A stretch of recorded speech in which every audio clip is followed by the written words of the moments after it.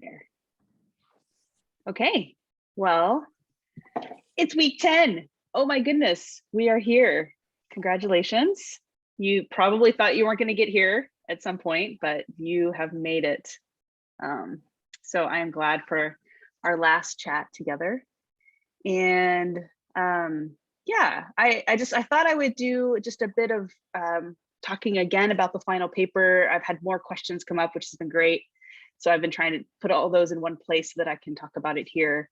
And then just see if you all have any other questions. And then I'd love to dive into, I know Ping has a question for me. So I'd love to dive into that. And then also see if there's any other thoughts and just takeaways from this course. It'd be fun to talk about that together. So,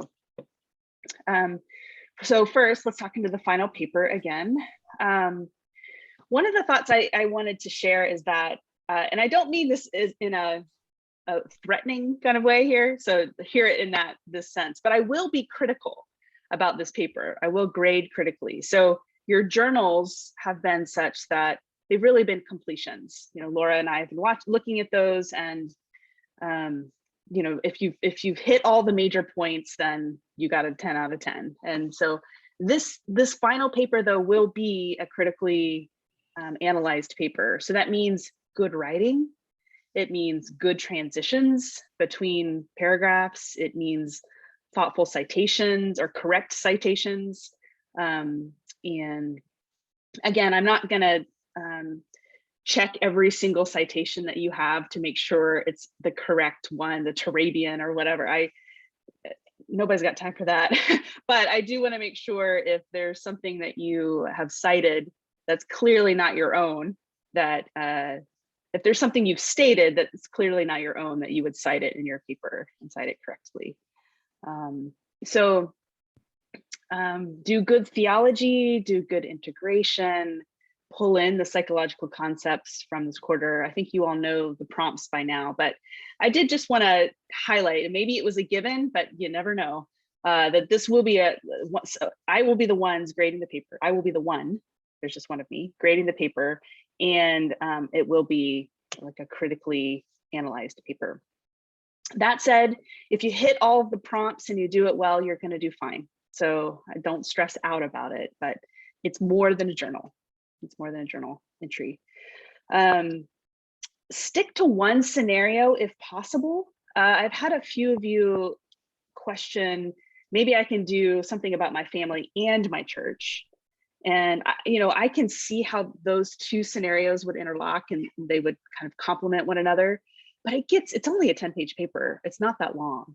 And so I would say keep it simple. Keep it simple if you can. And perhaps just focus on one scenario. If you want to do two, that's fine, but you'll have to explain them both well and then apply concepts well to them both. So just think about what's going to carry the best, and generally that's sticking to one scenario. So let's see. Yeah, and I think I've talked to most of you here on this call about your paper, so I'm not specifically talking to you right now, but just in general, sometimes people are thinking about scenarios that are pretty large. Like they want to talk about, you know, family dysfunction. And again, I would say that's fine. However, we're asking you to choose a specific scenario, and how many dysfunctions, moments of dysfunction in our families have we had, right? For thousands probably. And so if you want to do that, make sure that you are focusing on a scenario. You could say, here's the dysfunction in my family. This is what it looks like. Here's a specific moment where something happened, or a specific time or incident that happened. And here's now how I would go back and think about that differently, do that differently, et cetera, et cetera. So the more specific that you get with your scenario, it's going to be easier for you to be able to apply concepts to it rather than it being a very general one. Okay, so I'm sorry, I'm kind of rattling these things off and then I'm happy to take questions. I would say also make this something that's helpful for you, something that could be helpful for your future vocational steps. And I know everyone here has been thinking about that, but make this something that you're interested in, and that, you know, you would say like, hey, I'm interested enough to do this because it might be something I'm want to keep thinking about in the future. So feel free to make it a helpful case study for you in your vocation. A couple people have asked me about format. Again, I don't have a specific format in my mind. There are particular parts of the paper that we want to make sure that you address. And if you've done that, then that's fine. Again, I think if you're verbose, you could probably use footnotes. That might be a way to help. But again, you can choose your own particular format and your citation, just use the guides for all of that. But as long as you hit all of the points and make it clear to me, that's great. The clearer that you can make it, the better. If you can label your section such that I know you're going into the integration of psychological concepts into your case study, that will help me kind of watch how you're thinking through your paper. You don't have to teach me about concepts. So you don't need to teach me about triangulation. Like, this is what triangulation is. You can more say, you don't have to re-repeat what's in the literature, but you can tell me like how you're using this concept of triangulation, which is, you know, generally doing XYZ, how you're using it to analyze your case study.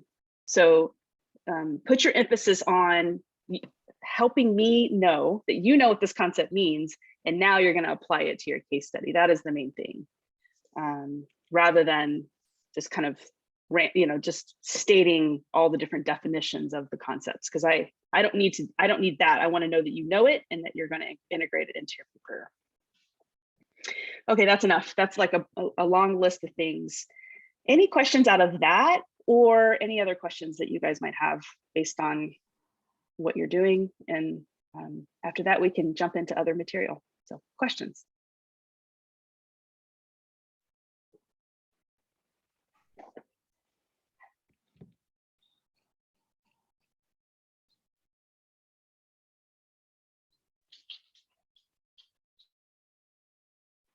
I see that unmute. Ping, do you have a question? Not for this, but I had the question for week 9, the video. Okay, great. Let me just, I know where you're going because I've read your posts. So, and I'm excited to talk about that. But I just want to make sure. So we're good with the paper. Everybody feels good about that? Great. Well, if anything comes up, feel free to ask and we will go there. Okay, so Ping has a burning question, and I would love to give the floor to you for you to just, what are you thinking? What's the question that's come up from you? And we'll try to all respond to it. It's about the empirical science to understand phase. So I have to say at first, this concept, it's, I mean, I can understand it a little bit, but then I got confused. So I want to know, like, in what scenario we can use this concept, and what is the limitation of, apparently it's not supposed to use in every scenario, but where should we use it and where we should not use it, and how can we, you know, because I think like the example that Dr. Wang gives, that's, I feel like that's the scenario that we can use it, but I also think of that, because a lot of the times that we human beings, we keep on testing, not because we don't know, but because we, you know, God already told us something, and then we are like not willing to submit to what God has already revealed, and then we keep on you know, testing, and that's become very dangerous. So I kind of confused, and I want to discuss with you guys. That's great. Thank you for the question. This is the perfect place to do that. So if it's okay, I'm going to try and reflect back to you your question as I understand it, and you can tell me if I got it right or not, or if I got close. Okay. But so Dr. Wang talks about Gideon and how he puts out the fleece multiple times, and that this isn't him being having a lack of faith, but actually he's being an empirical researcher to be able to continue to test. And so, and a few people in their journals, this was a big point for them, because I think many of us consider that story. I know I did before I heard Dr. Wong's reasoning, that it's not, I always thought it was that he just didn't have enough faith, right? And so there's actually something else going on there, perhaps is another way to see this. And so I think what you're asking, Ping, is when is it doubt, and when is it you're testing, that you're being an empirical researcher, you're testing the truth of the world many times to see if getting close to the truth. And if I remember on your journal, one of the other things that you said is, which is an awesome question too, what are the limits of empirical study? Does it reveal truth, or at some point is it also limited? And should we question it? I think that's something of what you were saying too. Did I get that right? Some of Yeah. Yeah. Yeah. Okay. Cool. Thoughts? What do you guys think? I have a few, but I just want to hear from the group too.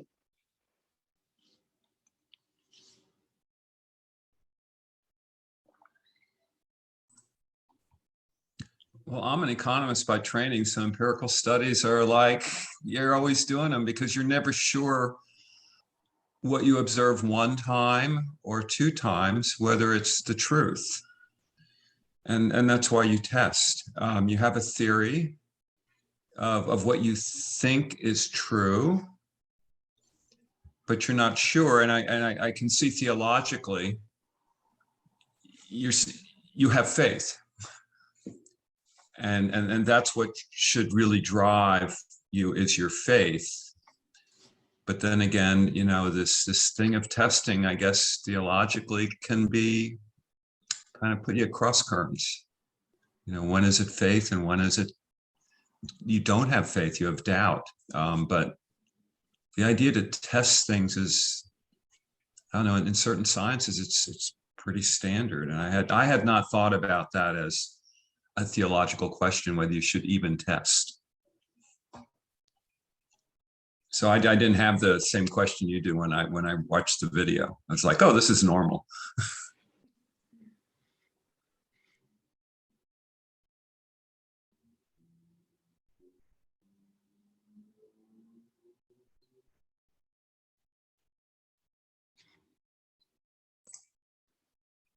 I'll state an opinion. Feel free. It may or may not help. I think in certain situations we should test. An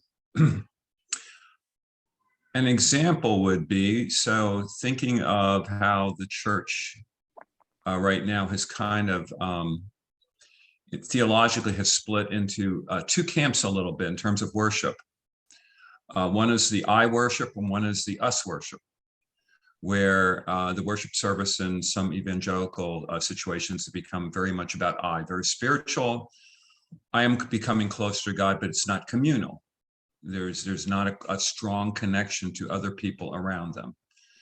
And in other mainline churches, it's about, if you read you know, Paul's letters in particular to the Philippians, it's about us. It is, we are to be united. We are to worship together. We are to draw strength from each other. Well, technically, you could try and test that empirically. And that might not be a bad thing to do, because you have this disagreement maybe about an emphasis in how we should worship and what will bring us closer to God. And so if you could come up with a little experiment to maybe track the longevity and devotion of people who have worshiped in different ways, that would be a good test. It's not about your faith. It's about what is the proper way to express your faith. So maybe that helps. I don't know. Thank you for that. And thank you for grounding it in a specific example like worship. I think this is a really profound question, Ping, because I actually think it gets to the heart of this course in some ways. And so I want to unpack that a little bit with you, but I think there's a couple things going on here when you're asking these questions. First is what is doubt and what is empirical testing, or I would say inquiry, right? Because we're at the heart of empirical science is an inquiry. You have a question and you're questioning it, and you're putting it through a process of finding out what we say are, answers that are, empirically created. Now, I have my own opinion about what is truth. And so I think that's the second part of what you're asking. It's actually it's epistemology. It's what is truth? How do we understand the truth, and how much of it is received directly, and then how much is mediated?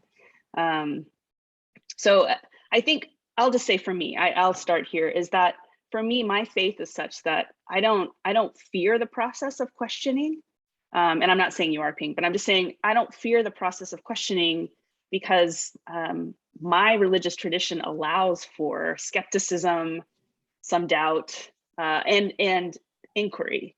And so it's kind of this concept, like you hear it a lot, is that it's a personal faith that's seeking understanding. So I have a faith, and because because I'm embodied in this body that is curious, and I want to know how things work. That's why I went into family systems, because I wanted to get it. I wanted to understand it, that because of the way I'm created, that God is inviting me into this inquiry. So I consider that God has created this world that's not chaos, that it's a patterned world.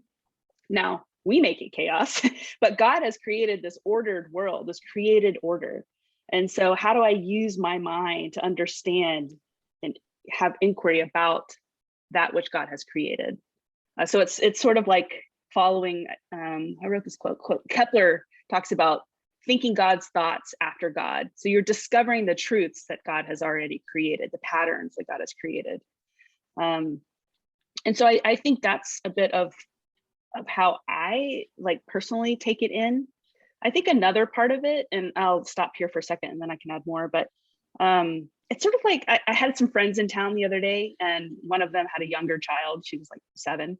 She asked so many questions. Oh my goodness, like everything had a question to it. Why do you do this? Why this? What's that? Da da da da da. And her inquiry, I think, was because she trusted that the humans around her cared about her and wanted to give her answers. And so her inquiry became wanting to become more engaged in the world, right? And engaged in her surroundings.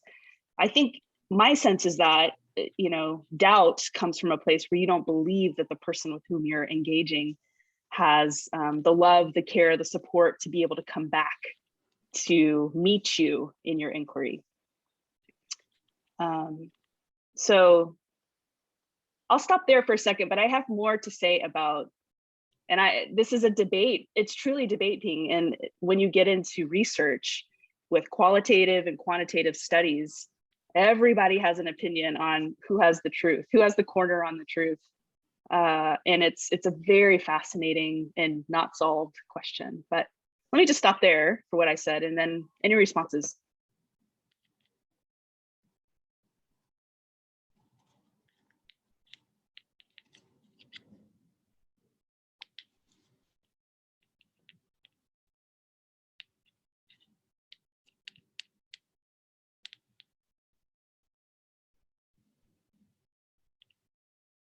You can even say that was a load of crap, Amy, and that would be fine.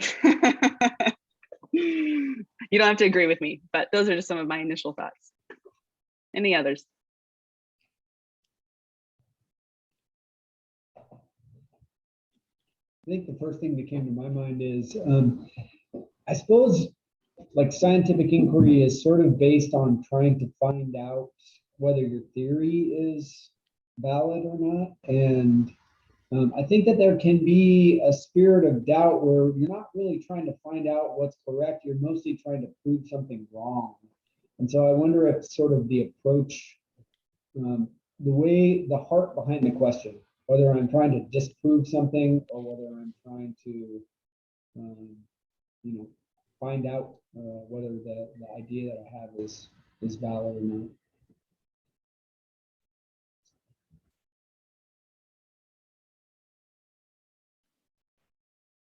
Mm-hmm. Yeah, I think I'm interested, Paul, when you said also that you're grounded in empirical research, like that's where you start from. And so isn't it interesting even, well, maybe you didn't say that, but you said in this question, you didn't assume doubt, you assumed like, oh yeah, there's an empirical study that's a part of this. And again, I think this goes around to like, we're embodied people who take in all of this information based on our embodiedness and where we are embedded. So Ping, one of your questions was, are there limitations to empirical research? Amy would say 100% yes. And what is interesting is you'll find sometimes there will be these hardcore researchers who maybe have, do quantitative research, that's their thing for a living. And they would say like, this is truth.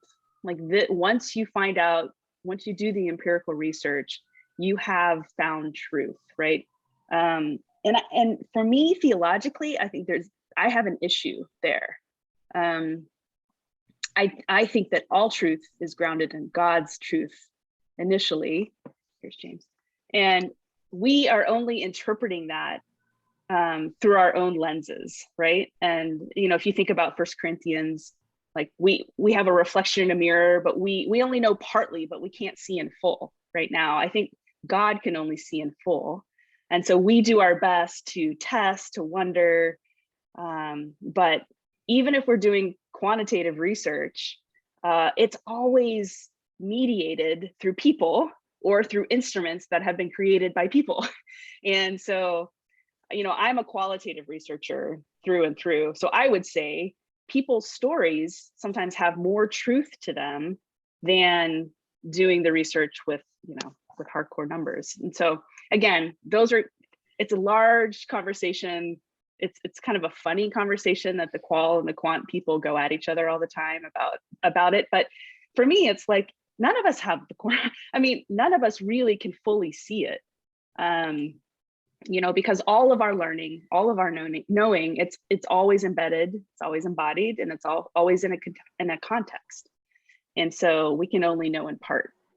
But that would be controversial for some people.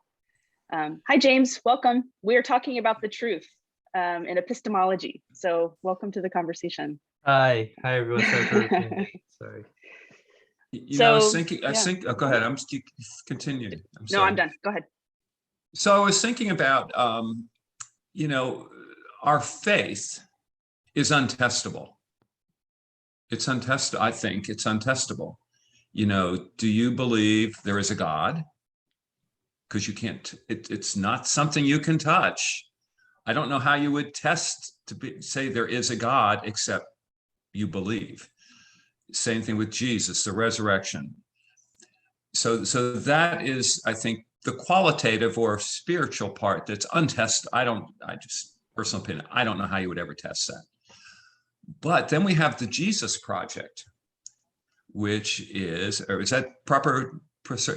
Either I'm looking at either Laura or Amy. Is that, I'm trying to remember what the proper title of those people were, the studies about. Historical Jesus. Yes, historical. I thought you were just using slang, like the Jesus Project. But no. Okay, you're actually talking about it. Ping, do you know what the historical Jesus thing is? No, I don't. No. Okay, so here we go. Now we have a group of people. It doesn't mean they don't have faith, but they go about looking and trying to prove historically whether things happened. Okay, so as an example, the woman at the well, the Samaritan woman, they will look archaeologically in other texts from different, cultures or different religions and see if they can find evidence of this well in Samaria and maybe a story about this woman to say, okay, that story in the Bible, we can basically prove that. And I think that's this battle that goes on and the historical Jesus movement, in excruciating detail, they study and study and study to just try and say what is truly factual, but they're never going to get at, is there a Jesus? They try and say there's evidence of a Jesus, but if you that's not going to tell you he's the Son of God. Even if there was historically a Jesus, it's still not going to tell you what faith tells you. So that's where I think this conflict is of the empirical people versus things that are just not, you just can't study them. And maybe that's why you're having this question. I don't know. I feel like the limitations, like, I have a specific example, like I always keep a journaling of the prayer answered and the prayer not. So I have a very funny one. Between 2015 to 2020, my prayer, God answered 80% of my prayer, okay? And then from 2020 to 2022, it looked like 20%. So something is happening here. So if I use that theory, then that's become very problematic. Like, what is going on here? It does not prove that God answered the prayer or not. Apparently something is going on that, I cannot explain. So that's what I'm thinking when I watch that video. Join the crowd. Yeah, I guess it's out of my yeah. Well, I mean, I think this is where we actually step into it and say, okay, let's be curious about that. I mean, this would be, how I understand that God invites us to look at, again, what I said, sort of these patterned worlds. And I'm not saying prayer is patterned in that it's one-to-one, you ask for something from God and God one-to-one gives it to you. I don't understand prayer to be that, but I would say what you're doing is kind of a Gideon thing, and that you're saying, okay, here's the fleece. Like it went from 80 to 20%. And so then I would think, okay, maybe there's something that God is revealing to me in this. Maybe there's something in my life circumstances that God is wanting to help me to see, or maybe there's a way that I can engage with God, not so that you can get that extra 60% bump per se, because I don't think you're asking that, but I think you're just wondering, like, what's happening here, right? And I think that's the way that God reveals, and it's how Ping takes, like, I would never track my prayers, honestly, and kind of look at the percentage, not because it's bad, because that's just not how I'm created.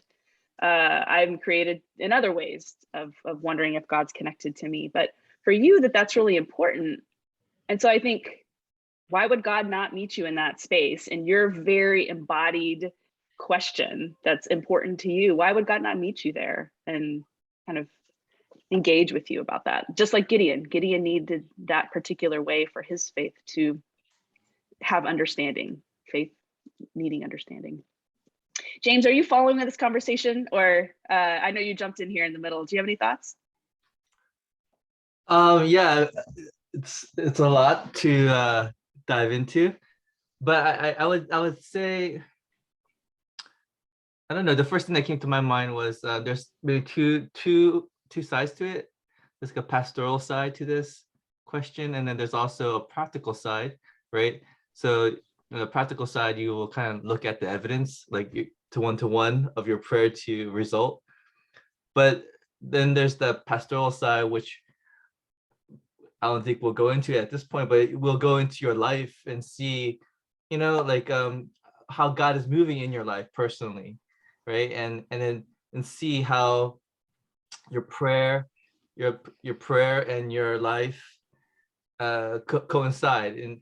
And like as Dr. Amy had just shared, it's not a one-to-one ratio, I would say, but I think it's prayer for me is more of like I think we heard the saying, it's communication, right? It's not like a slot machine where we trigger it, we pull the handle and we get our result that we want to. But I think it's a way of talking with God. And in my own experience, whether it's through sickness or through complications in life, I find that it's in the silence of prayer, of not receiving perhaps or hearing his voice, that actually drew me closer through the difficulties of actually hearing his voice. So the lack of hearing forced me to pursue him more, and and then it branches me off into receiving an answer that perhaps I didn't actually understand at the moment. But as I grew, as I went through the process, I found that God was speaking to me in different ways. And so I guess that's my 2 cents that I would share. Yeah. And I would add to that, thank you for that, James, too. And I would add to that going into, you sort of mentioned going into that pastoral side and asking, that isn't doubt in my mind. That's inquiry, right? That's wondering and wanting to understand the pattern, wanting to understand what's happening in that specific thing that you've measured. And so I think it's actually faith to step in and say like, hey, God, so it was 80%, now it's 20%. What's going on here, right? Like that's coming face to face with the Lord and saying, hey, let's talk about this. Like I think that's what this is about, right? Is being able to step in and ask the question. So Ping, do you have any, I think you said something in the chat here. Yeah, no, I'm Yeah. good. Thank you. Thank you all. Yeah. Great. Thank you for the question. It's really thoughtful. Well, are there other questions that are coming up specifically about the pieces that we're learning? We're kind of closing down the quarter. Or I would just be curious what some of your takeaways are. And this is not to make me feel better. It's more just to say like, yeah, what can you concretely say that you're taking away from this course? And I know some of you talked about this in your formation groups, but I'd love for us to hear from one another. And Laura, feel free as well if there's anything you'd like to share that you're taking away, that you'll take away from this course.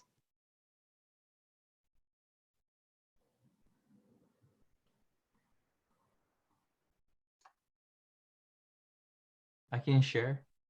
I can start us off.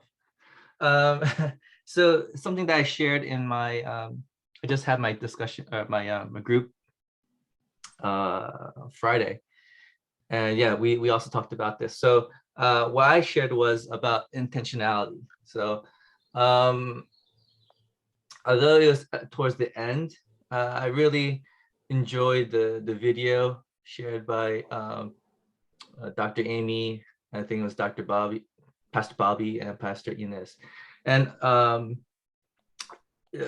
lot of the beginning portion of the video was about intentionality and how that becomes who we are. You know, their intentionality became the character of their church and who they are towards one another, especially in front of other people and their calling. And when I heard that, I really understood that even taking this class I was being intentional, because I think one could say like, oh, like maybe perhaps this is a foundational class, so you know we're kind of it's like pressed all upon us. But for me, I had the decision to either stay in the old format of MDiv or change and then take this class. So for me, it was intentionality of going into spaces that I'm not familiar with. And you know, this subject is not one that I was pursuing, to be honest. But I through this class, it kind of like started a desire to learn more. And I see the tools that I learned in this class, I could really apply in the ministry, rather than just perhaps the mistake of a lot of pastors or lay people as well in ministry is they at times will just take on things that they are not qualified in some sense to do.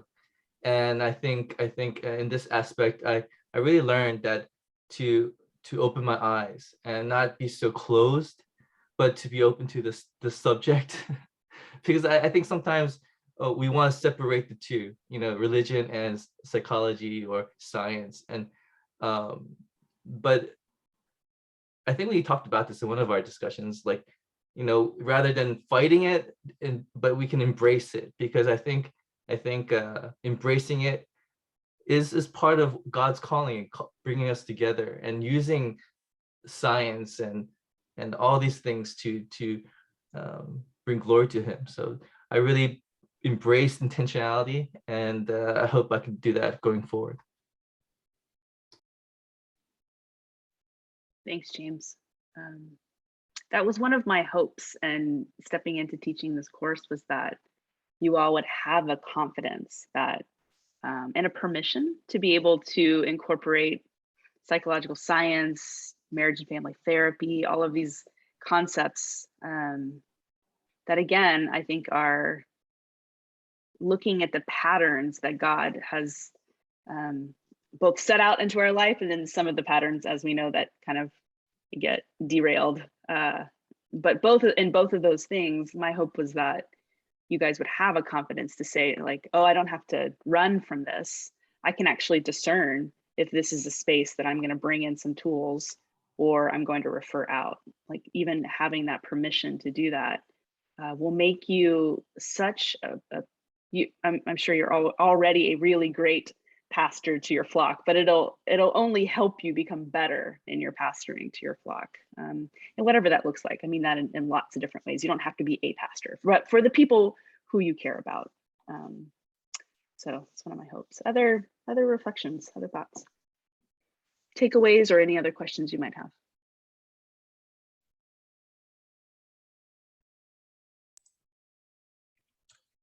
I've tested some of what we've learned already, which is dangerous. But no, I mean, in one way I tested, which I didn't do it. But so the executive pastor from our church is taking a call to go to a church that has some issues, another large church. And when I was talking to him on Sunday, I said, so you know the book Generation to Generation? He goes, oh yeah. And this is what ECO, our denomination, is going to be doing with him, because they've already said and he will probably be there 1.5 years or 2 years working through issues and trying to help the church, kind of move forward. Not that's a problem church, but things to deal with. They've already said to him, well, when you're done with this, you think you want to do another one.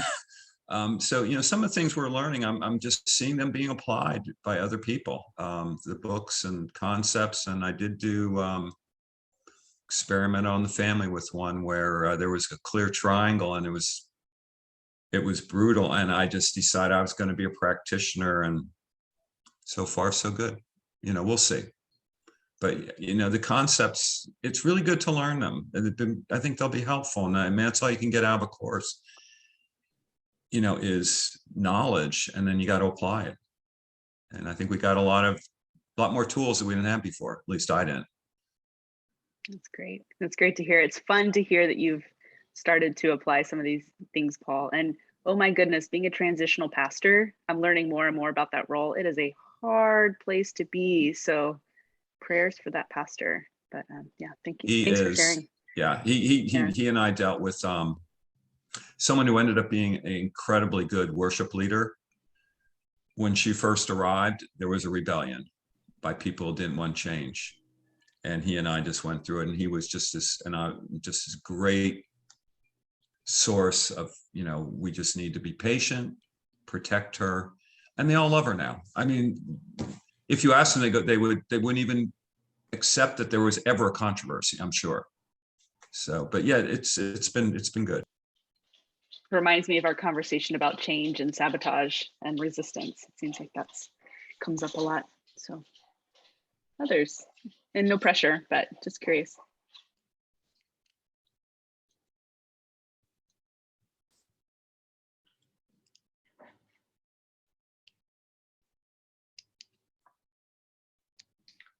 I have a question.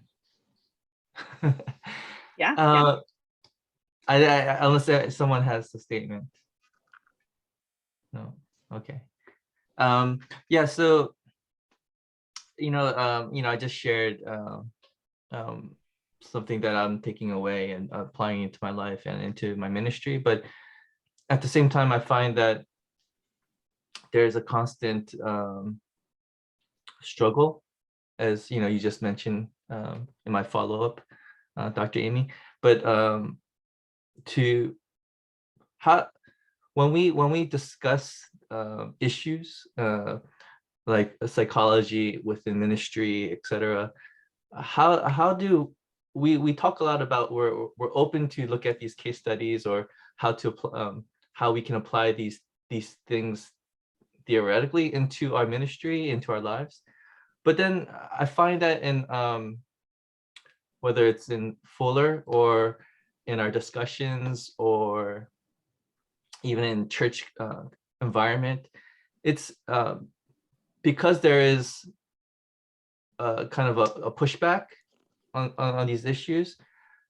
Also in classes, there's no, in this class at Fuller, there's always kind of like I don't feel there's like a fully open space to dialogue at the same time, because of this fear of a misstep of a word or stepping on someone's toes or hurting someone's identity.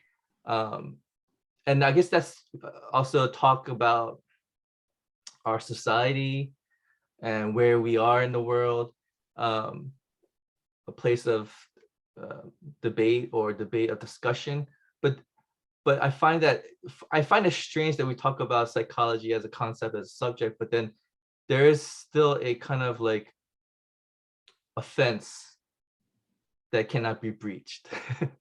And so I find that kind of I don't know what the word is. I find it kind of doesn't make sense to me that we're approaching the subjects, but then we can't fully go into it out of some like fear or misstep or mistake. And so I was wondering, how do you guys feel about that? How do you guys deal with that, etc.? Thanks for the question. What do you guys think? Let's just throw it out there.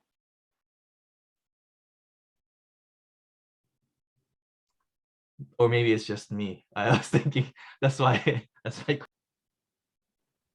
James, are you asking specifically about this class, SF 501, or just psychology in general? I would say in general, in psychology or in Fuller or yeah, it's just a general question. I mean, I can respond from even thinking how I started this course. So I knew that I was teaching a psychological science course to SMT students. And so I knew that there may be some pushback just because this is traditionally, these are two camps of thought that can spurn one another. And yet we know that, you know, there's this school of psychology that has theology deeply ingrained in what it teaches and what it does. So I know that integration, and when I say integration, it doesn't mean it always fully that these camps or people agree with one another. I don't think that's what integration is, but it's this ability to think alongside one another and say, I have one edge on the truth. I have other edges on the truth. Let's try and understand what this means together. So I think for me, and you know, I have to know my audience, and I have to know to what extent I bring like deep psychological concepts first, or like, are there some ways that I can make ties, that I can make some connections between what I know you're thinking and believing and what I'm trying to bring. So I think some of that just comes as you learn how to integrate these tools. I don't think I'm answering all of your question, but for part of it, I'd say like, just kind of over time, you start to get like, to what extent can this person in front of me tolerate some of these things that I'm wanting to bring them, and maybe that comes over time. So I think that's one thing that I would say. I think your question about, if I'm understanding, is it more like identity politics, or there's something that you're saying like we can step into, but we can't fully step into it at Fuller or other places? And why wouldn't we? Like, what's the fear? I think I'm not exactly catching Yeah, on to what that would that's be. that's Yeah. part of it. Yeah. I would also, like things that we talked about, embodied cognitivity. It's like when we are trying to use things like the information in class or to go deeper. If we're in discussion mode and we're talking about issues like this, I feel like there's only a certain level of a breach of the topic that we can go forward. And I guess the word is ironic. I feel like sometimes, I don't know, maybe I'm just rambling, but I feel like there's a certain point, a threshold that we can share or even discuss topics of psychology and religion until someone is perhaps offended, or by the fuller rules we cannot breach. So I don't know, I feel like in order to fully understand these concepts, I think we have to be able to apply certain levels of examination and using of these concepts and tools. But I think it's limited.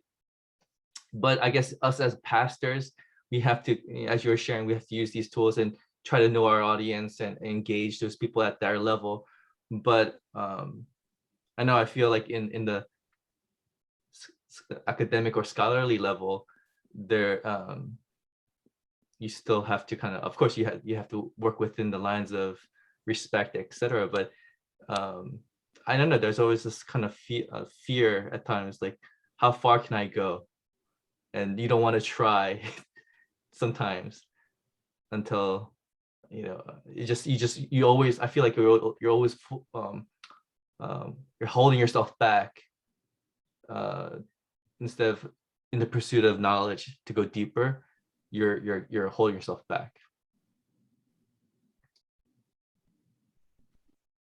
Yeah, I think it sounds like you're saying you wish you can go deeper, but a lot of times it feels more surfacey. So maybe even like a class like this would be called Overview of Foundational Sciences, because we touch on different topics, but not necessarily going deep into those topics. And I feel like every week that we studied a different topic, each of those can be broken up into its own class to allow people to go even deeper and explore more. And I think there are different factors that are contributing to what you're feeling. So one of them is each topic is only touched on just a little bit. I mean, in psychology, there are whole classes on just cognitive behavior. There are whole classes on just adult development. There's another whole class. So you're having weeks and weeks of discussion on one particular topic, where here we're having a different discussion every week for 10 weeks. But then also there's the online format. And aside from these live Zoom calls, the online format is very structured because it has to be, just because it's online and we're dealing with people from around the world. So it limits, it's very limiting in what can be said in writing, especially when you're only writing 250 to 300 words a week. The conversation back and forth is very limiting. So you might say something that's profound and pour it out, and then someone might respond to you and just be like, that was nice. And there's no back and forth deeper sense of connection with that because it's online. So with the in-person classes, sometimes you might come in with a structure, this is what we're going to talk about this week. And just based on conversation happening in the class, it steers a completely different direction. But with online, there's no way to really steer a completely different direction other than maybe some of these live weekly conversations we've been having, where it's kind of open and it's just, let's talk about what you want to talk about. But correct me if I'm wrong, but that's what I'm sensing with your question. Yeah, I mean, that's part of it. Yeah, exactly. I would say, I think you shared a lot, both of you, Dr. Amy and Laura, you shared, but I would say, I guess even if you go into the higher levels, where they specifically talk about, I guess you have to be, I don't know, no, I won't give an example, but I'll just say that, yeah, it's something that I'm learning through the process and taking online classes, but then also trying to apply some of these tools in the discussions or in the writings. It's limited, such as you just shared, Laura. Yeah.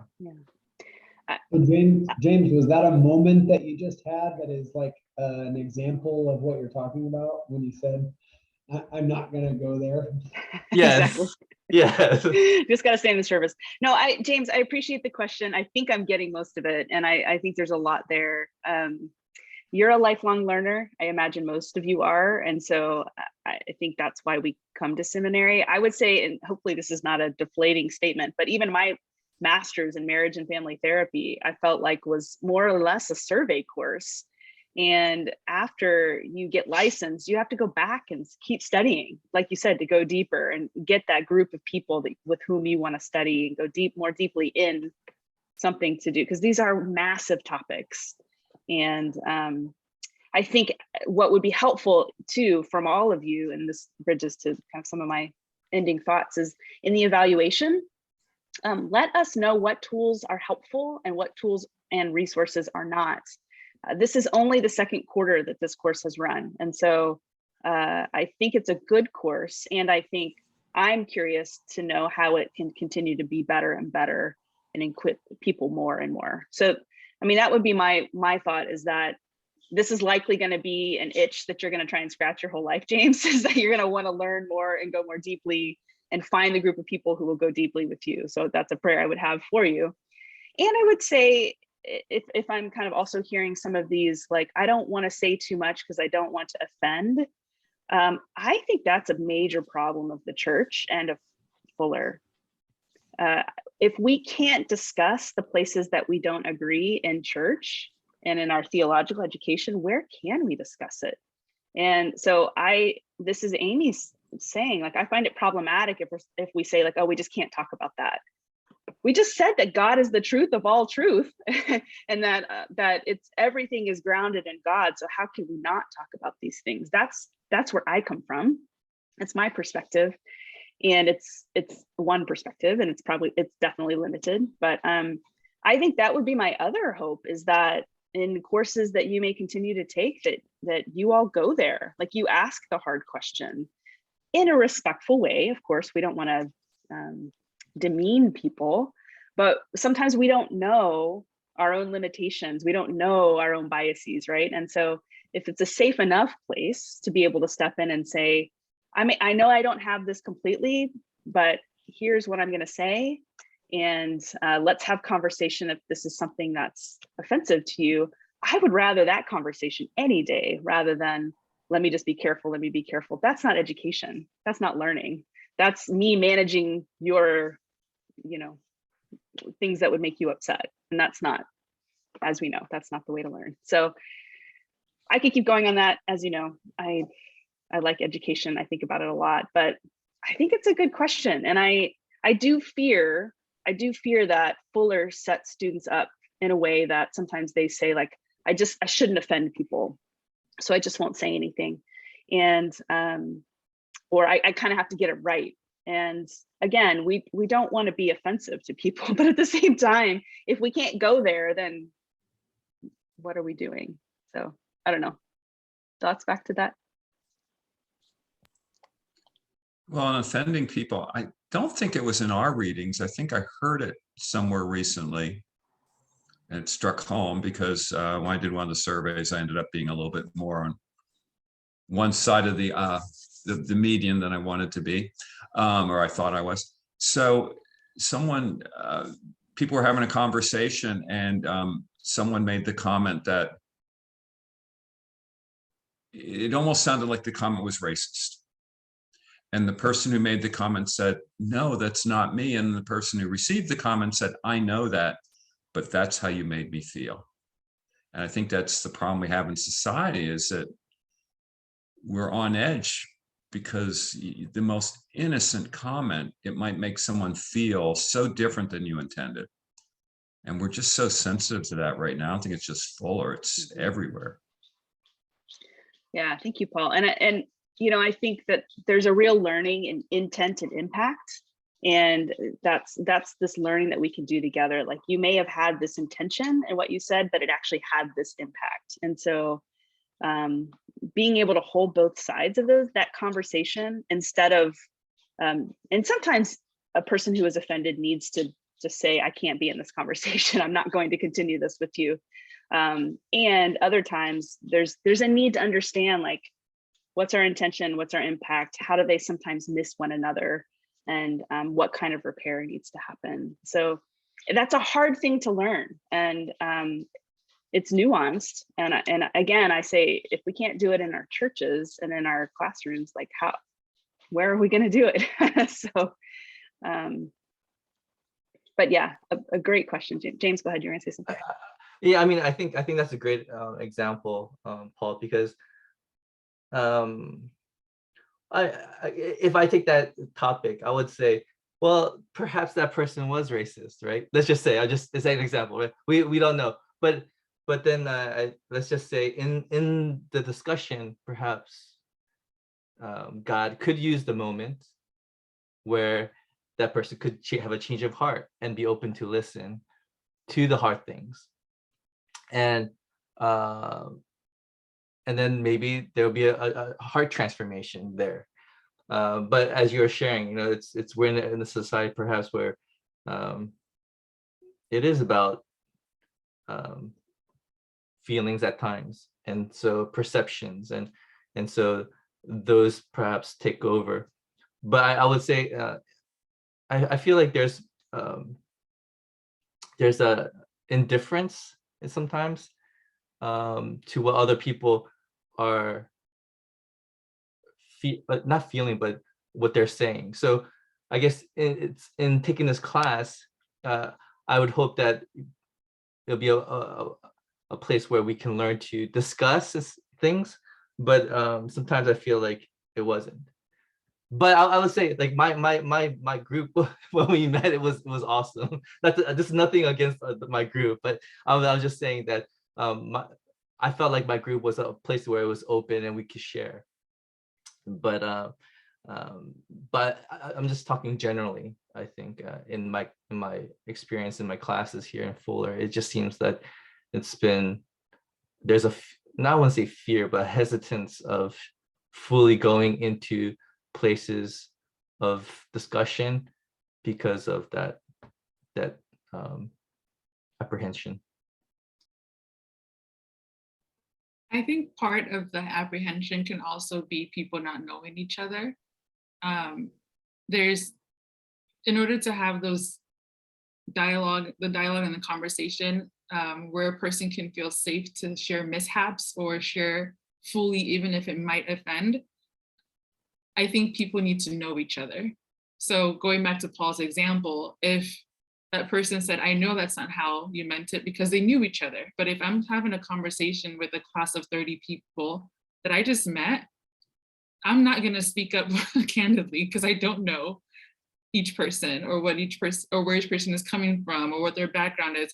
So I think that also goes back to Amy's point of praying that we have that group of people that we can discuss candidly and openly, hopefully in our churches, hopefully among friends, hopefully maybe a small group of family members, but it's usually a much smaller group that we can be fully deep with versus a class size of people, just because we may not feel safe to do that with people we don't know.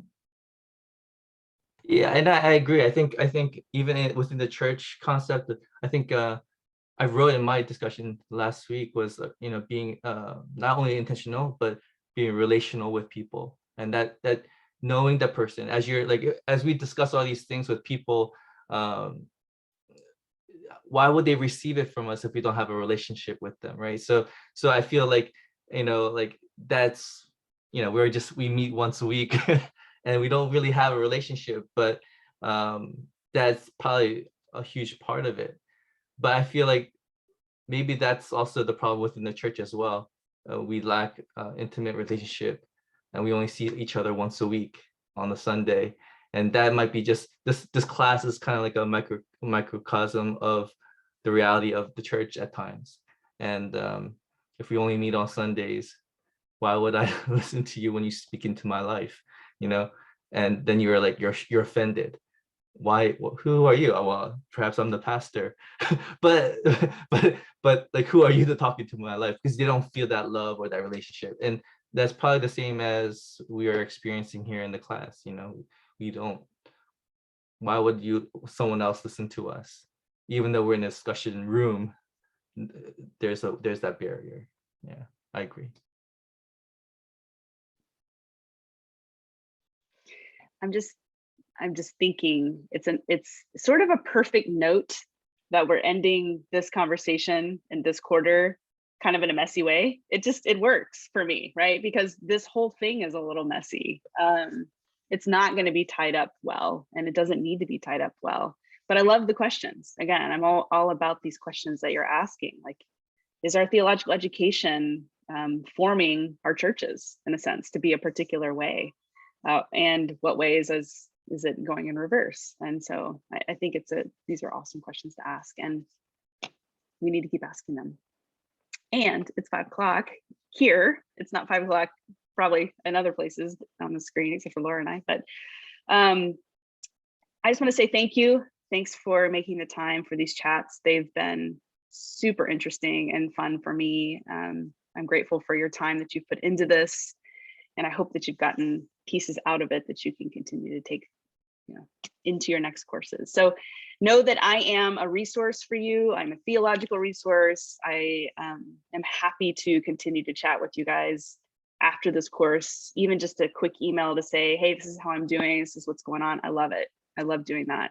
If you have questions that you want to carry on after this course, I'm happy to do that as well. So know that this isn't like, okay, don't contact me again, please. That's not how I do mentoring and teaching. So, but I think that's all I have. Does anybody else have any last words? Okay, great to see you, and I look forward to reading your papers. Take care. Thank you for the class. Yeah, Thank you. Amy, can I ask you a question privately after everybody else? Absolutely. I'll stay on, Colin, Okay, and I'll thank you. stop the recording. Okay. One sec.